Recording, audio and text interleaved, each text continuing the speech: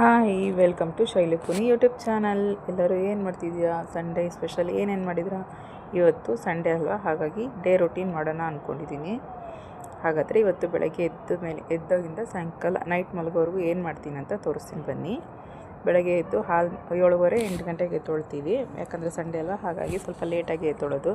ಹಾಲು ಕಾಯಿಸಿ ಇಬ್ರಿಗೂ ನಾನು ಹಂಗೆ ಸ್ವಲ್ಪ ಟೀ ಮಾಡ್ಕೊತಿದ್ದೆ. ನಮ್ಮ ಮನೆಯವ್ರು ಇನ್ನೂ ಬಂದಿರಲಿಲ್ಲ, ಹಾಗಾಗಿ ನನಗೊಬ್ಳಿಗೆ ಟೀ. ಮೂವರು ಟೀ ಕುಡ್ಕೊಂಡು ಅದೇನು ಕೆಲಸ ನೋಡೋಣ ಅಂತ ಫಸ್ಟ್ ಟೀ ಹಾಕ್ಕೊತಿದ್ದೆ. ಸ್ವಲ್ಪ ಚೆಲ್ಬಿಡ್ತು. ನಾನು ಹಾಕೋವಾಗ ಯಾವಾಗೂ ಡೈಲಿ ಚೆಲ್ತೀನಿ, ನಾನು ಹಂಗೆ ಮಾತ್ರ ಬಿಡೋಲ್ಲ. ಹಾಗೆ ಇಬ್ಬರು ಹೋಮ್ವರ್ಕ್ ಬರೀತಿದ್ರು, ಯಾಕಂದರೆ ಎಕ್ಸಾಮ್ ಟೈಮ್ ಅಲ್ವಾ ಇವಾಗ, ಹಾಗಾಗಿ ಸ್ವಲ್ಪ ವರ್ಕ್ ಇತ್ತು ಅಂತ ಮಾಡ್ಕೋತಿದ್ರು. ಹಾಗೆ ಅವ್ರಿಗೆ ಹಾಲು ಕೊಟ್ಟು ಕುಡಿಸಿ ಬಿಸ್ಕೆಟ್ ಕೊಟ್ಟು ನಾನು ಹಾಗೆ ಟೀ ಮಾಡಿಕೊಂಡು, ನನ್ನ ಮಗ ನೋಡಿದ್ರೆ ನೂಡಲ್ಸ್ ಬೇಕು ಅಂತಿದ್ದ. ಅದಕ್ಕೆ ನೂಡಲ್ಸ್ ತೊಗೊಂಡು ಬಂದು ಮಾಡಿದ್ದೆ. ಇದು ರೆಸಿಪಿ ಬೇಕು ಅಂದರೆ ನಾನು ಯೂಟ್ಯೂಬ್ ಚಾನಲ್ಲಿ ಶಾರ್ಟ್ ವೀಡಿಯೋಗೆ ಹಾಕಿದ್ದೀನಿ, ಒಂದು ಸಲ ಪ್ಲೀಸ್ ಚೆಕ್ ಮಾಡಿ ಆಯಿತಾ. ತುಂಬ ಚೆನ್ನಾಗಿ ಬಂದಿತ್ತು, ಟೇಸ್ಟಿಯಾಗಿತ್ತು. ಯಾವುದೇ ಜಾಸ್ತಿ ಸಾಸ್ ಏನು ಹಾಕಿದ್ದೆ, ಸ್ವಲ್ಪ ಹಾಕ್ಕೊಂಡು ಯೂಸ್ ಮಾಡ್ತಿದ್ದೆ ಅಷ್ಟೇ. ಚೆನ್ನಾಗಿತ್ತು. ಹೋಟೆಲ್ ಸ್ಟೈಲ್ ಸ್ಟ್ರೀಟ್ ಫುಡ್ಡಲ್ಲಿ ಎಲ್ಲಿ ಸಿರುತ್ತೋ ಸೇಮ್ ಹಂಗೆ ಇತ್ತು. ನೀವು ಒಮ್ಮೆ ಟ್ರೈ ಮಾಡಿ. ನಾನು ಜಾಸ್ತಿ ಸಾಸ್ ಏನು ಹಾಕಿಲ್ಲ, ಸುಮ್ಮನೆ ಟೇಸ್ಟಿಗೆ ಇರಲಿ ಅಂತ ಹಾಕ್ತೀನಿ ಅಷ್ಟೇ. ಯಾಕಂದರೆ ಮಕ್ಕಳಲ್ವಾ, ಹಾಗಾಗಿ ಜಾಸ್ತಿ ತಿನ್ನಬಾರ್ದು ಅಂತ ಸ್ವಲ್ಪ ಹಾಕ್ತೀನಿ. ಇದಕ್ಕೆ ಕಾಳು ಮೆಣಸು ಹಾಕಿದ್ರೂ ಚೆನ್ನಾಗಿರುತ್ತೆ, ಇಲ್ಲಾಂದರೆ ಖಾರದ ಪುಡಿ, ಕಾಳು ಮೆಣಸು ಮತ್ತು ಮೆಣಸಿನ್ಕಾಯಿ ಜಾಸ್ತಿ ಹಾಕ್ಕೊಂಡ್ರು ಚೆನ್ನಾಗಿರುತ್ತೆ. ನಾನು ಮೆಣಸಿನ್ಕಾಯಿ ಅಷ್ಟು ಜಾಸ್ತಿ ಏನು ಹಾಕಿರಲಿಲ್ಲ, ಹಾಗಾಗಿ ಖಾರದ ಪುಡಿ, ಮೆಣಸಿನ ಪುಡಿ ಹಾಕ್ಕೊಂಡಿದ್ದೆ. ನೋಡಿ, ಟೇಸ್ಟು ಸಕ್ಕತ್ತಾಗಿತ್ತು, ನೋಡೋಕ್ಕೂ ಸಕ್ಕತ್ತಾಗಿತ್ತು. ಹಾಗೆ ಮೂವರು ಟಿಫನ್ ಮಾಡ್ಕೊಂಡ್ವಿ. ಟಿಫನ್ ಮಾಡ್ತಾ ನಮ್ಮ ಮನೆಯವರು ಫೋನ್ ಮಾಡಿ ಚಿಕನ್ ತರ್ತೀನಿ ಅಂತ ಹೇಳಿದರು. ಹಾಗಾಗಿ ಚಿಕನ್ಗಂತ ರೆಡಿ ಮಾಡೋಣ ಅಂತ ಎಲ್ಲ ನೋಡ್ಕೊತಿದ್ದೆ. ನಾನು ವೀಕ್ಲಿ ಒನ್ಸ್ ಈ ಥರ ಮಾಡ್ಕೊತೀನಿ, ಯಾಕಂದರೆ ಬೆಳಗ್ಗೆ 5 ಗಂಟೆಗೆ ಎದ್ದೇಳ್ತೀನಲ್ವ, 7 ಗಂಟೆ ಅಷ್ಟೊತ್ತಿಗೆ ಟಿಫನ್ ರೆಡಿ ಆಗಬೇಕು. ಹಾಗಾಗಿ ನಾನು ಕಾಯಿ ತುರಿ ಎಲ್ಲ ಫಸ್ಟೇ ರುಬ್ಬಿ ಇಟ್ಕೊಂಡ್ಬಿಡ್ತೀನಿ. ಚಿಕನ್ ತಂದಿದ್ರಲ್ಲ, ಅದನ್ನು ರುಬ್ತಾ ಇದ್ದೆ. ಎಲ್ಲ ಮಸಾಲೆ ಫಸ್ಟೇ ರುಬ್ಕೊಂಡಿದ್ದೆ. ಅದು ರೆಸಿಪಿ ಬೇಕು ಅಂದರೆ ಹೇಳಿ, ನಾನು ನೆಕ್ಸ್ಟ್ ಟೈಮ್ ಇನ್ನೊಂದು ಸಲ ಮಾಡಿ ತೋರಿಸ್ತೀನಿ. ಅರ್ಜೆಂಟ್ ಇತ್ತಲ್ಲ, ಹಾಗಾಗಿ ಮಾಡಲಿಲ್ಲ ಅಷ್ಟೇ. ನಾನು ಚಿಕನ್ನು ಇದು ನಾಟಿ ಕೋಳಿ ಅಂತಾರಲ್ಲ, 10 ತಂದಿದ್ದರು. ಹಾಗಾಗಿ ಅದಕ್ಕೆ ಒಗ್ಗರಣೆ ಹಾಕಿ ಚಿಕನ್ ಅದರಲ್ಲಿ ಹಾಕಿ ಒಂದು ಸ್ವಲ್ಪ ಉಪ್ಪು ಹಾಕಿ ಬೇಯಿಸ್ಕೊಂಡೆ. ಅದರಲ್ಲೇ ಅದು ಸ್ವಲ್ಪ ಬೇಯೋದು ಸ್ವಲ್ಪ ಕಷ್ಟ ಅಲ್ವಾ, ಹಾಗಾಗಿ ಉಪ್ಪು ಹಾಕಿದ್ರೆ ಸ್ವಲ್ಪ ಬೇಗ ಬೇಯುತ್ತೆ. ಅದು ಉಪ್ಪು ಖಾರ ಎಲ್ಲ ಚೆನ್ನಾಗಿ ಹಿಡಿಯುತ್ತೆ ಅಂತ ಫಸ್ಟೇ ನಾನು ಉಪ್ಪು ಹಾಕ್ತೀನಿ, ಲಾಸ್ಟಲ್ಲಿ ಹಾಕಲ್ಲ. ಅದು ಎಕ್ಸ್ಪೆಷಲಿ ಚಿಕನ್ ಮಾತ್ರ. ರೈಸ್ ಐಟಮ್ಗಾದರೆ ಲಾಸ್ಟಲ್ಲೇ ಹಾಕೋದು ನಾನು. ಈ ಕಡೆ ಒಂದು ಕಡೆ ಅಕ್ಕಿ ಅನ್ನಕ್ಕೂ ಇಟ್ಕೊತಿದ್ದೆ, ಇನ್ನೊಂದು ಕಡೆ ಮುದ್ದೆಗೂ ಇಟ್ಕೊತಿದ್ದೆ. 1 ಲೋಟ ಅಕ್ಕಿ ಹಾಕಿಟ್ಟಿದ್ದೆ, ಮತ್ತು ಈ ಕಡೆ ಮುದ್ದೆಗೂ ಇಟ್ಟಿದ್ದೀನಿ, ಮತ್ತು ಚಿಕನ್ನು ಮಾಡ್ತಿದ್ದೀನಿ. 3 ಗ್ಯಾಸ್ ಅಲ್ವಾ, ಹಾಗಾಗಿ ಬೇಗ ಆಗಲಿ ಅಂತ 3ರಲ್ಲೂ ಇಟ್ಟಿದ್ದೆ. ಇದು ಇನ್ನೊಂದು ಸ್ವಲ್ಪ ನೀರು ಬಿಟ್ಕೊಳ್ಳಿ ಅಂತ ಇನ್ನೊಂದು ಸಲ ಮುಚ್ಚಿದೆ. ಇದು ಈ ಕಡೆ ಮುದ್ದೆಗೆ ಇಟ್ಟಿದ್ದೀನಿ ನೋಡಿ. ಹೇಗೆ ಇದಾಗಿದೆಯಲ್ವ, ಅದಕ್ಕೆ ಉಪ್ಪು ಖಾರ ಎಲ್ಲ ಹಾಕಿ ನೀಟಾಗಿ ಮಸಾಲೆ ಎಲ್ಲ ಹಾಕ್ಬಿಟ್ಟೆ. ರುಬ್ಕೊಂಡಿದ್ದಲ್ವ ಫಸ್ಟೇ, ಅವ್ರು ಬರ್ತೀನಿ ಅಂತ ಹೇಳಿದಾಗ ರುಬ್ಬಿ ಇಟ್ಕೊಂಡಿರ್ತೀನಲ್ವ. ಯಾವಾಗೂ ಅಷ್ಟೇ ನಾನು ಅವ್ರು ಬಂದಮೇಲೆ ಮಸಾಲೆ ಹರ್ಕೊಳ್ಳೋಕ್ಕಿಂತ ಫಸ್ಟು ರುಬ್ಬಿಟ್ಟಿರ್ತೀನಿ. ಯಾಕಂದರೆ ಬೇಗ ಅವರು ನೈಟ್ ಹೋಗಿ ಬಂದಿರ್ತಾರಲ್ವ, ಬೇಗ ಊಟ ಮಾಡಿ ಸ್ವಲ್ಪ ಮಲ್ಕೊಳ್ಳಿ ಅಂತ ಬೇಗ ಮಾಡ್ತೀನಿ ನಾನು. ಅರ್ಜೆಂಟಿಗೆ ಮಾಡಬೇಕು ಅಂತ ಫಸ್ಟೇ ಯಾಕೆ ಬೇಕು, ಆವಾಗ ಉಪ್ಪು ಖಾರ ಹಾಕ್ತೀವೋ ಇಲ್ವೋ ನೀಟಾಗಿ ಅಂತ ಹೇಳ್ಬಿಟ್ಟು ಅವ್ರು ಬರ್ತೀನಿ ನಾವು 1 ಅವರಲ್ಲೇ ಬರ್ತೀನಿ ಅನ್ನೋಂಗೆ ಫೋನ್ ಮಾಡ್ತಾರೆ. ಹಾಗಾಗಿ ನಾನು ಅವಾಗೆ ರುಬ್ಬಿಟ್ಕೊಂಡ್ಬಿಡ್ತೀನಿ. ನಿಮಗೆ ಈ ರೆಸಿಪಿ ಬೇಕು, ನಾಟಿ ಸ್ಟೈಲಲ್ಲಿ ಸಕ್ಕತ್ತಾಗಿರುತ್ತೆ. ಈ ರೆಸಿಪಿ ಬೇಕು ಅಂದರೆ ಕಮೆಂಟ್ ಮಾಡಿ, ನಾನು ಇನ್ನೊಂದು ಸಲ ಮಾಡಿ ತೋರಿಸ್ತೀನಿ ನಿಧಾನಕ್ಕೆ, ಓಕೆನಾ. ಹಾಗಾದರೆ ಇವಾಗ ನೀರು ಒಂದು ಸ್ವಲ್ಪ ಜಾಸ್ತಿನೇ ಹಾಕ್ಕೊಳ್ಳಿ. ಜಾಸ್ತಿ ಅಂದರೆ ಜಾಸ್ತಿ ಹಾಕ್ಕೊಳಕ್ಕೆ ಹೋಗಬೇಡಿ. ನಮ್ಮ ಮನೆಯವ್ರ ಕಡೆಯವರೆಲ್ಲ ಸ್ವಲ್ಪ ನೀರಾಗಿ ಸಾಂಬಾರು ಊಟ ಮಾಡೋದು. ಮೀನಾಗಲಿ ಏನೇ ಊಟ ಆಗಲಿ ಸಾಂಬಾರು ನೀರಲ್ಲೇ ಇರಬೇಕು, ಒಂದು ಸ್ವಲ್ಪ ಜಾಸ್ತಿ ಗಟ್ಟಿ ಇರಬಾರ್ದು ಅವ್ರಿಗೆ. ಆ ಕಡೆ ಮುದ್ದೆ ಕುದಿ ಬಂತು ಅಂತ ಹೇಳ್ಬಿಟ್ಟು ಮುದ್ದೆಗೆ ಹಾಕ್ತಿದ್ದೆ. ಇನ್ನೆಷ್ಟು 3 ಮುದ್ದೆ ಆದರೆ ಸಾಕು ನಮಗೆ. ಮುದ್ದೆಗೂ ಅನ್ನ ಎಲ್ಲ ಮಿಕ್ಸ್ ಆಗ್ತಿತ್ತು, ಬೇಗ ಆಗಲಿ ಅಂತ ಬೇಗ ಮಾಡ್ಕೊತಿದ್ದೆ. ಇದು ನೀರು ತೆಗೆದಿಡ್ತೀವಲ್ಲ, ಅದನ್ನು ಹಾಕ್ಬಿಡ್ತೀನಿ. ಯಾಕಂದರೆ ಸ್ವಲ್ಪ ಹೆಚ್ಚು ಕಮ್ಮಿ ಆಗುತ್ತೆ ಅಂತ ಫಸ್ಟೇ ಒಂದು ಸ್ವಲ್ಪ ನೀರು ಕುದೀತಾರೆ ನೀರನ್ನ ತೆಗೆದಿಡ್ತೀನಿ ಮುದ್ದೆದು. ಇದಕ್ಕೆ ಎಷ್ಟು ಬೇಕೋ ಅಷ್ಟು ಫಸ್ಟೇ ಉಪ್ಪು ಹಾಕಿದ್ದೀವಲ್ಲ, ಹಾಗಾಗಿ ಮಸಾಲೆದು ಹಾಕ್ಕೊಂಡು ನೀರು ನೋಡ್ಕೋಬೇಕು, ಎಷ್ಟು ಬೇಕೋ ಅಷ್ಟು ಹಾಕ್ಕೊಂಡು. ಜಾಸ್ತಿ ತೆಳ್ಳಗಿದ್ರೇ ನಾಟಿ ಕೋಳಿ ಚೆನ್ನಾಗಿರುತ್ತೆ, ಜಾಸ್ತಿ ಗಟ್ಟಿ ಇದ್ದರೆ ಏನು ಅಷ್ಟು ಚೆನ್ನಾಗಿರಲ್ಲ.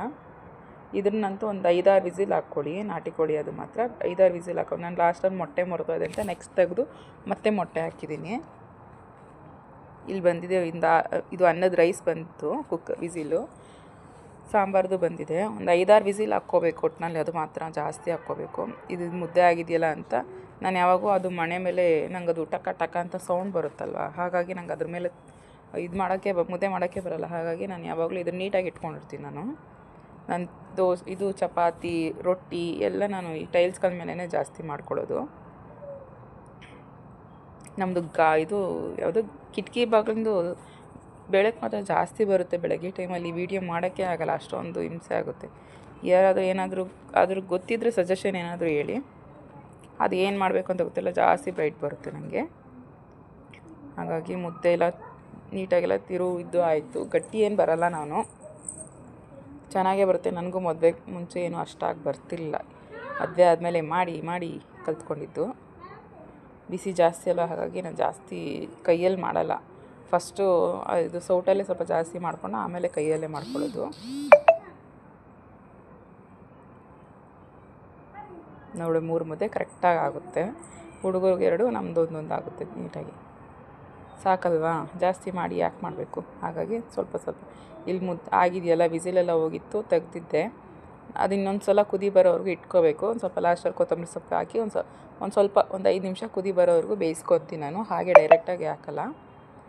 ಈಗ ನಮ್ಮ ಮನೆಯವ್ರಿಗೆ ಊಟ ಕೊಡೋಣ ಅಂತ ಊಟ ಕೊಡ್ತಿದ್ದೆ. ಅವ್ರಿಗೆ ಒಂದು ಸ್ವಲ್ಪ ಬೇಗ ಕೊಟ್ಟರೆ ಊಟ ಮಾಡಿ ಮಲ್ಕೋತಾರಲ್ವ ಅಂತ ಅವ್ರಿಗೆ ಮಾತ್ರ ಊಟ ಕೊಡ್ತಿದ್ದೆ. ನಾವು ನೂಡಲ್ಸ್ ಬೇರೆ ತಿಂದಿದ್ವಲ್ಲ, ಅಷ್ಟು ಬೇಗ ಊಟ ಬೇಡ ಅಂದ್ಬಿಟ್ಟು ನಾವು ಊಟ ಮಾಡಿರಲಿಲ್ಲ. ಅವ್ರಿಗೊಂದು ಮುದ್ದೆ ಅಷ್ಟು ತಿನ್ನೋದು, ಮತ್ತು ರೈಸೆಲ್ಲ ಏನೂ ತಿನ್ನಲ್ಲ. ನೋಡಿರಿ ಎಷ್ಟು ಚೆನ್ನಾಗಿ ಬೆಂದಿದೆ ನೋಡಿ ನೀವೇ. ಅಂದರೆ ಒಟ್ಟಿನಲ್ಲಿ ಒಂದು 5-6 ವಿಸಿಲ್ ಹಾಕ್ಕೊಳ್ಳಿ. ನಾಟಿ ಕೋಳಿ ಅಲ್ವಾ, ಒಂದು ಸ್ವಲ್ಪ 5-6 ವಿಸಿಲ್ ಹಾಕ್ಕೊಳ್ಬೇಕು. ಇಲ್ಲಾಂದರೆ ಮಾಮೂಲಿ ಕೋಳಿದಾದರೆ ಬೆಂದು ಬಿಡುತ್ತೆ. ಹಾಗೆ ನಂದೊಂದು ನೈಟ್ ಡ್ರೆಸ್ ಇತ್ತು ಅಂತೇಳ್ಬಿಟ್ಟು ನೈಟ್ ಡ್ರೆಸ್ ಹೊಲಿತಿದ್ದೆ. ಅದು ಎಷ್ಟು ದಿನದಿಂದ ಇತ್ತು ಗೊತ್ತಾ ಫ್ರೆಂಡ್ಸ್, ಮೊನ್ನೆ ತಾನೇ ಹೊಲ್ದಿದ್ದೀನಿ ಅಷ್ಟೇ. ಹಾಗೆ ನಾವು ಊಟ ಮಾಡಿಕೊಂಡು ಹಾಗೆ ಪಾತ್ರೆ ಸಾಮಾನೆಲ್ಲ ಇದ್ವಲ್ಲ, ನೋಡಿರಿ ಎಷ್ಟು ಗಲೀಜಾಗಿದೆ ನೋಡಿ ನೀವೇ. ಅಡುಗೆ ಮಾಡಬೇಕಂದ್ರೆ ಆಗೋ ಗಲೀಜಂತೂ ಅಡುಗೆ ಮನೆ. ನಂಗೆ ಅಡುಗೆ ಮನೆಯಲ್ಲಿ ಟೈಲ್ಸ್ ಮೇಲೆ ಏನೂ ಇರಬಾರ್ದು, ಎಲ್ಲ ನೀಟಾಗಿರಬೇಕು. ಹಾಗಾಗಿ ಎಲ್ಲ ಕ್ಲೀನ್ ಮಾಡೋಣ ಅಂತ, ಕ್ಲೀನ್ ಮಾಡ್ಕೊಳ್ಳೋಣ ಅಂತ ಎಲ್ಲ ಸಿಂಕಲ್ಲಿ ಹಾಕ್ಕೊಂಡು ಎಲ್ಲ ಪಾತ್ರೆ ತೊಳೆಯೋಣ ಅಂತ ರೆಡಿ ಮಾಡ್ತಿದ್ದೆ. ಎಲ್ಲ ಪಾತ್ರೆ ಎಲ್ಲ ನೀಟಾಗಿ ತೊಳೆದಾಕಿ ಗ್ಯಾಸ್ ಎಲ್ಲ ತೊಳ್ಕೊಂಡೆ. ಆ ಪಾತ್ರೆ ಸಿಂಕ್ ಮೇಲೆ ತೊಳೆಯೋದೇ ತುಂಬ ಹಿಂಸೆ. ಆರಾಮಾಗಿ ಆಚೆ ಆದರೆ ಆರಾಮಾಗಿ ಎಷ್ಟು ಪಾತ್ರೆ ಆದರೂ ತೊಳಿಬೋದು, ಆದರೆ ಸಿಂಕಲ್ಲಿ ಹೆವಿ ಹಿಂಸೆ ಆಗುತ್ತೆ. ಬಟ್ ಏನು ಮಾಡೋಕ್ಕಾಗಲ್ಲ, ಬಾಡಿಗೆ ಮನೆಗಳಂದಮೇಲೆ ಅಷ್ಟು ಮಾತ್ರ ಮಾಡಲೇಬೇಕಲ್ಲ. ಹಾಗಾಗಿ ನಮ್ಮ ಓನರ್ ಆಂಟಿದು ಬೇರೆ ಫಂಕ್ಷನ್ ಇತ್ತು, ಅಲ್ಲಿಗೆ ಬೇರೆ ಊಟಕ್ಕೆ ಕೇಳಿದ್ರಲ್ವ. ಹಾಗಾಗಿ ಮನೆ ಕೆಲಸ ಎಲ್ಲ ಬೇಗ ಮಾಡ್ಕೊತಿದ್ದೆ. ಅದರಲ್ಲಿ ನನ್ನ ಮಗನಿಗೂ ಹೇಳ್ತಿದ್ದೆ, ಕೆಳಗಡೆ ಅದು ಬಾಟ್ಲ್ ಇದೆಯಲ್ಲ, ನೀರು ಬಾಟ್ಲು, ಕುಡಿಯೋ ನೀರು. ಹಾಗೆ ನಮ್ಮ ಮನೆಯವರು ಸಂತೆಗೆ ಹೋಗ್ತಾರಂತ ಹೇಳ್ಬಿಟ್ಟು ಎಲ್ಲ ಅದನ್ನು ನೀಟಾಗಿ ತೊಳೆಯೋಣ ಅಂತ ಅದಕ್ಕೆ ಬಾಟ್ಲಿಗೆ ತುಂಬಿಕ್ಕಪ್ಪ ಅಂತ ಹೇಳ್ತಿದ್ದೆ. ಅವನು ಅದನ್ನು ತುಂಬ್ತಿದ್ದ. ನಾನು ಅಷ್ಟೊತ್ತಿಗೆ ಪಾತ್ರೆ ತೊಳ್ಕೊತಿದ್ದೆ. ಅವನು ಬಂದು ನೋಡ್ಕೊಂಡು ಹೋಗ್ತಿದ್ದಾನೆ, ವಿಡಿಯೋ ಮಾಡ್ತಾಳಮ್ಮ ಅಂತ. ಬಟ್ ಜಾಸ್ತಿ ಏನೂ ತೋರಿಸಲ್ಲ ಫ್ರೆಂಡ್ಸ್ ಅವ್ರನ್ನ, ಸುಮ್ಮನೆ ಯಾಕೆ ಅಲ್ವಾ. ಹಾಗಾಗಿ ನಮ್ಮನ್ನು ಮಾತ್ರ ಸಾಕು. ನಾನು ತೊಳ್ದು ಈ ಕಡೆ ಇಟ್ಕೊಂಡ್ರೆ ನಿಮ್ಗೆ ಕಾಣಲ್ಲ ಅಂತ ಹೇಳ್ಬಿಟ್ಟು ಆ ಕಡೆ ಕೆಳಗಡೆ ಇಟ್ಟಿದ್ದೆ. ಅದಕ್ಕೆ ಬಗ್ಗಿ ಹಾಕೋದಾಯಿತೆ. ಹಂಗೆ ಇದು ಪಾತ್ರೆಯಲ್ಲೂ ಕುಕ್ಕರಲ್ಲಿರೋ ಸಾಂಬಾರು ಪಾತ್ರೆಗೆ ಹಾಕಿ ಅದನ್ನು ತೊಳೆಯೋಣ ಅಂತ ಅದಕ್ಕೆ ಗ್ಯಾಸ್ ಮುಂದಕ್ಕೆ ಹೋಗಿ ಕ್ಲೀನ್ ಮಾಡ್ತಿದ್ದೆ ಅದನ್ನೆಲ್ಲ. ಫಸ್ಟ್ ಆಫ್ ಆಲ್ ಮೇನು ಅಡುಗೆ ಮನೆ ನೀಟಾಗಿರಬೇಕು. ನನಗೆ ಮಾತ್ರ ಸಿಂಕ್ ಹತ್ರ ಮತ್ತು ಟೈಲ್ಸ್ ಮೇಲೆಲ್ಲ ನೀಟಾಗೇ ಇರಬೇಕು. ಇಲ್ಲ ಅಂದರೆ ನಂಗೆ ಇನ್ನೂ ಬಿ ಪಿ ರೈಸ್ ಆಗಿಬಿಡ್ತೀನಿ. ಒಟ್ನಲ್ಲಿ ನೀಟಾಗಿ ಅಡುಗೆ ಮನೆ ನೀಟಾಗಿರಬೇಕು. ಇನ್ಯಾವುದು ಹೆಂಗನ ಹಾಳಾಗೋಗಲಿ, ಅಡುಗೆ ಮನೆ ನೀಟಾಗಿದ್ಬಿಟ್ರೆ ಸಾಕು ನನಗೆ. ಯಾಕಂದರೆ ಮತ್ತು ನೆಕ್ಸ್ಟ್ ಏನಾದರೂ ಅಡುಗೆ ಮಾಡೋಕ್ಕೆ ಈಸಿ ಆಗುತ್ತೆ. ಅಡುಗೆ ಮನೆಯೇ ನೀಟಾಗಿಲ್ಲ ಅಂದರೆ ಏನು ಅಡುಗೆ ಮಾಡೋಕ್ಕೂ ಕಷ್ಟ. ನೋಡೆಲ್ಲ ನೀಟಾಗಿ ತೊಳೆದಿಟ್ಬಿಟ್ಟಿದ್ದೀನಿ. ಈಗ ನೋಡಿ ಸಿಂಕು ಖಾಲಿ, ಅಡುಗೆ ಮನೆ ನೀಟಾಗಿ ಐತೆ. ಈಗ ಇಷ್ಟೇ ಚಿಕ್ಕದಾದರೂ ನೀಟಾಗಿ ಇಟ್ಕೋಬೇಕಷ್ಟೆ. ನಂಗೆ ಸಿಂಕ್ ಮೇಲೆ ಏನೂ ಇರಬಾರ್ದು. ನೋಡಿ ಸಿಂಕ್ ಹತ್ರ ನೋಡ್ರಿ ಅದ್ರ ಮುದ್ದೆ ಮಾಡ್ಕೊತೀರಾ ಅಂತಿರಲ್ಲ, ನೋಡಿ ಹೆಂಗಿದೆ. ಬಟ್ಟೆ ಒಗ್ದಾಕಿದ್ನಲ್ಲ ಅದನ್ನೇ ತೊಗೊಂಡು ಬಂದು ನೀಟಾಗೆಲ್ಲ ಮಡಚಿಡ್ತಿದ್ದೆ. ಹುಡುಗರು ಎಲ್ಲ ಇಬ್ಬರು ಆಟ ಆಡ್ತಿದ್ರು ಆಚೆ ಅಂತ ಹೇಳ್ಬಿಟ್ಟು ನಾನಿಲ್ಲಿ ಬಟ್ಟೆ ಎಲ್ಲ ಮಡಿಸ್ತಿದ್ದೆ. ಅಷ್ಟೊತ್ತಿಗೆ ಓನರ್ ಆಂಟಿ ಫೋನ್ ಮಾಡಿ ಬನ್ನಿ ಅಮ್ಮ ಅಂದ್ರಲ್ವ. ಹಾಗಾಗಿ ಅವ್ರದ್ದು ಊಟ ಹೋಗಿ ಸರಿಯಾಗಿ ತಿಂದ್ಕೊಂಡು ಬ್ಯಾಟಿಂಗ್ ಮಾಡಿಕೊಂಡು ಬಂದ್ವಿ. ಬಟ್ ಟೇಸ್ಟ್ ಮಾತ್ರ ಚೆನ್ನಾಗಿತ್ತು. ನಮ್ಮ ಕಡೆ ಸ್ಟೈಲಲ್ಲಿ ಮಾಡ್ತಾರಲ್ಲ ಹಾಗೆ ಮಾಡ್ತಿದ್ರು, ಚೆನ್ನಾಗಿತ್ತು. ಹಾಗೆ ನೈಟ್ ಆಯಿತು, ಒಂದು 7:30-8 ಗಂಟೆ ಆಗುತ್ತಲ್ವ. ಅವರು ಮಲ್ಕೊಂಡ್ಬಿಡ್ಬೇಕು, ಯಾಕಂದರೆ ಬೆಳಗ್ಗೆ 7:30ಗೆ ಅಷ್ಟೊತ್ತಿಗೆ ವ್ಯಾನ್ ಬರುತ್ತೆ. ಹಾಗಾಗಿ ಬೇಗ ಮಲ್ಕೊಂಡು ಬೇಗ ಎದ್ದೇಳಬೇಕು. ಇಷ್ಟೇ ಗಾಯ್ಸ್, ಬೆಳಗ್ಗೆಯಿಂದ ಸಾಯಂಕಾಲ ಮಾಡಿದ್ದ ನಮ್ಮ ಸಂಡೇ ಡೇ ರೊಟೀನ್ ಇಷ್ಟೇ. ನಿಮ್ಗೆ ಇಷ್ಟ ಆದರೆ please like, share, comment, subscribe ಮಾಡೋದು ಮಾತ್ರ ಮರಿಬೇಡಿ. ಹಾಗೆ ಇಷ್ಟ ಹೇಳ್ತಿದ್ರಿ, ಪ್ಲೀಸ್ ವಿಡಿಯೋ ನೋಡ್ತಿದ್ರೆ ಫುಲ್ ವಿಡಿಯೋ ನೋಡಿ ಎಂಜಾಯ್ ಮಾಡಿ ಆಯಿತಾ. ಇನ್ನೂ ಏನಾದರೂ ಕರೆಕ್ಷನ್ಸ್ ಇದ್ದರೆ ಪ್ಲೀಸ್ ಕಮೆಂಟ್ ಮಾಡಿ. ಹಾಗೆ ಮಾತ್ರ ಸ್ಕಿಪ್ ಮಾಡಬೇಡಿ ಪ್ಲೀಸ್. ನಾವು ಹೊಸಬ್ರಲ್ವ, ನಮ್ಮನ್ನು ಬೆಳೆಸ್ರಿ. ನಮಗೂ ಆವಾಗ ಪ್ರೋತ್ಸಾಹ ಕೊಟ್ಟಂಗೂ ಇರುತ್ತೆ, ಬೇರೆ ವೀಡಿಯೋಗಳು ಮಾಡ್ದಂಗೂ ಇರುತ್ತೆ. ಇವಾಗ ನಾವು ಕಲ್ತ್ಕೊತಿದ್ದೀವಲ್ವ, ನೀವು ಒಂದು ಸ್ವಲ್ಪ ಸಪೋರ್ಟ್ ಮಾಡಿದ್ರೆ ನಾವು ಇನ್ನೂ ಸ್ವಲ್ಪ ಜಾಸ್ತಿನೇ ಕಲ್ತ್ಕೊತೀವಿ.